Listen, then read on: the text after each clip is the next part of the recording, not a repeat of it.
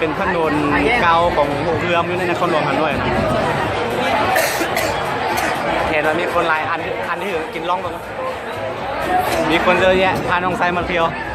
นี่สาวข้างล่างนี่ทั้งหลังน้องไซเดี๋ยวจะคนเอายกเบียร์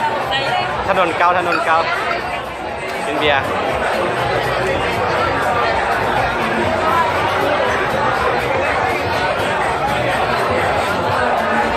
โอ้ได้แมนงานเป็นอย่างว่านี่เป็นปกติแต่ละคืนเนาะเดี๋ยวนี้ประมาณ12 โมงแล้วรู้สึกได้แดดน้องรู้สึกได้แดด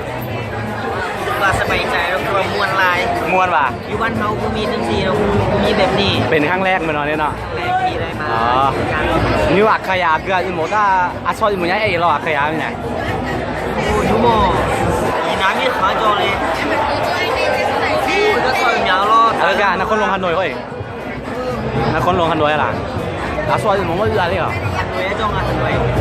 อีน้ำมีขาเราฮันโดยน้องน่าทำอยากโก้ช่วยจ้องอยากโก้เหมือนจ้องอ่ะอาโบยีค่ะจ้องอาโบยีค่ะอาโบยี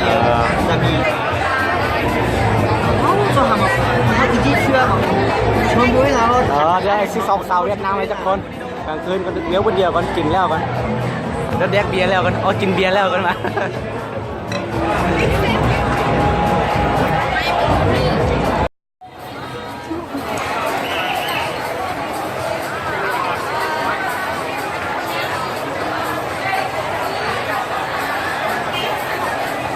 วิดีโออ่ะวิดีโออ่ะวิดีโอไอ้วิดีโอน่ะมุขตัววิดีโอ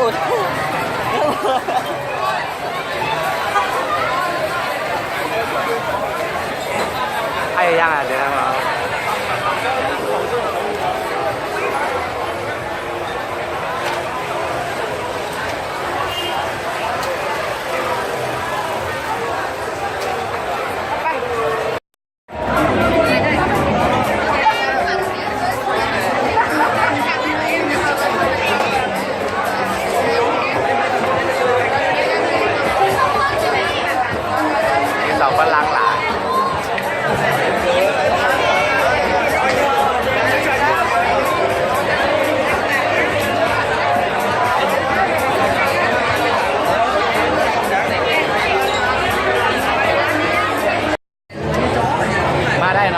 ส่วนลายเป็นคนต่างประเทศ